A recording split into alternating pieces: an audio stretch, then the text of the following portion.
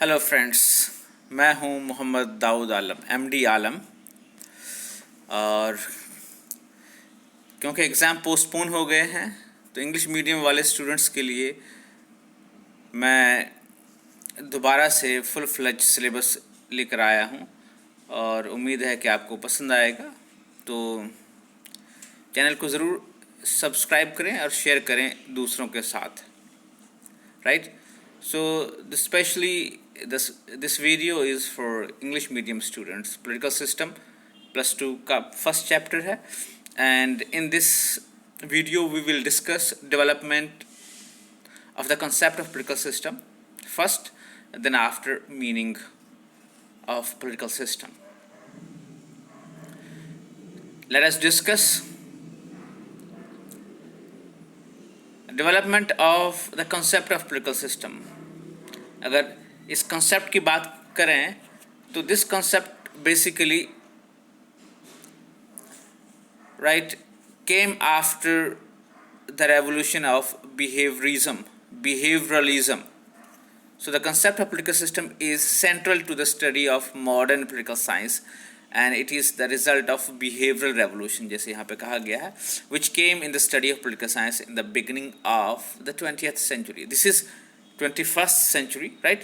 और almost एक century होने को है इस कॉन्सेप्ट को यूज़ में आए को, right? For this revolution, behavioural revolution की बात करें तो बुक जिसका नाम था ह्यूमन नेचर इन पॉलिटिक्स और जिसके राइटर थे ग्राहम वेलिस, जो कि 1908 में पब्लिश हुई थी, राइट? ये एक बुक बड़ा इंपॉर्टेंट है बिहेवियरल रेवोल्यूशन आने में। और दूसरा था आर्थर बेंटले का द प्रोसेस ऑफ गवर्नमेंट। तो ये दो बुक को रिस्पॉन्सिबल माना जाता है बिहेवियरल रेवोल्यूशन का। तो ये बिहेवियरल रेवोल्यूशन के बाद ही ये टर्म जो हमारा पॉलिटिकल सिस्टम ये ज़्यादा पॉपुलर हुआ। तो बहुत these political scientist try to prove that the actual human behaviour largely influences the functioning of political institution in political system. मतलब क्या है इसका कि जो हमारा बिहेवियर, जो ह्यूमन बिहेवियर है, ये इन्फ्लुएंस होते हैं किससे? पॉलिटिकल इंस्टीट्यूशन से, उन पॉलिटिकल इंस्टीट्यूशन से जो कि पॉलिटिकल सिस्टम में वर्क करती है, चलती है। जैसे कि हमारे जो इंस्टीट्यूशंस हैं, पॉलिटिकल इंस्टीट्यूशंस, गवर्नमेंटल भी है, नॉन गवर्नमेंटल भी है। तो गवर्नमेंटल तो ऑर्गन ऑफ द स्टेट्स हो जाएंगे और ऑर्गन ऑफ द गवर्नमेंट हो जाएंगे, लेकिन non governmental political parties, interest groups और दूसरी जो नॉन गवर्नमेंटल ऑर्गेनाइजेशन है वो सारी हो जाएंगी। Therefore we should not confine our attention only to the study of political institutions, but should take note of other factors also, formal or informal, in any way influence the functioning of political institution, जो कि किसी तरीके से भी हमारे political institution जो है political system में उसके functioning को उसके function के ऊपर असर डालता है, right? The credit for making this viewpoint popular is jointly shared by किसको जाता है? डेविड ईस्टन को, हैरोल्ड लासवेल को, चार्ल्स मेरियम को, Catlin, Almond and Powell, Robert A Dahl, Morton A Kaplan, इन सबको जाता है।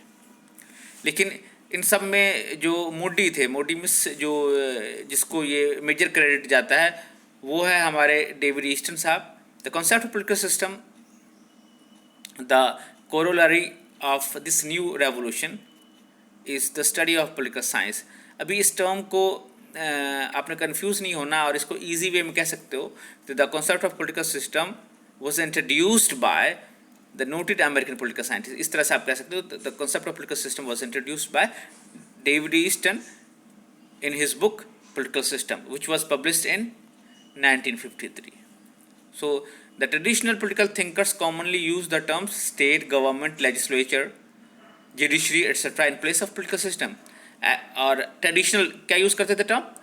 States, government, legislature, judiciary, right? किसकी जगह पे? पॉलिटिकल सिस्टम की जगह पे। अब जो नया कॉन्सेप्ट है जो हम यूज़ करते हैं, that concept is political system which includes formal as well as informal organisations, जो कि किसी तरीके से भी हमारे पॉलिटिकल इंस्टीट्यूशंस को इन्फ्लुएंस करती है। ऐसा right, as such their study was confined to, restricted only to the legal or organizational aspect, जैसे मैंने आपको कहा। और on the contrary, the supporters and the protagonist of the modern viewpoint regard it as the appropriate to use comprehensive term political system. अभी इसमें हम आगे further पढ़ेंगे कि दो तरह के व्यू पॉइंट्स हैं, एक और आपने +1 में पढ़ा था कि ट्रेडिशनल व्यू पॉइंट और एक मॉडर्न व्यू पॉइंट। तो उस पॉइंट ऑफ व्यू से हम देखते हैं तो ये कॉन्सेप्ट जो है मॉडर्न व्यू पॉइंट से रिलेटेड है, right. They include in their study the both formal and informal organization and also the direct as well as indirect, formal as well as informal political activities which being of political nature or notwithstanding their different forms. हम उसको अलग अलग forms को बिना देखे बिना notwithstanding that जो किसी भी तरीके से करता है तो उससे रिलेटेड है, and have widened the scope of political science and made it study real and empirical. ये साइंटिफिक बना दिया, एम्पेरिकल का मतलब होता है साइंटिफिक, रियल बना दिया और साइंटिफिक बना दिया।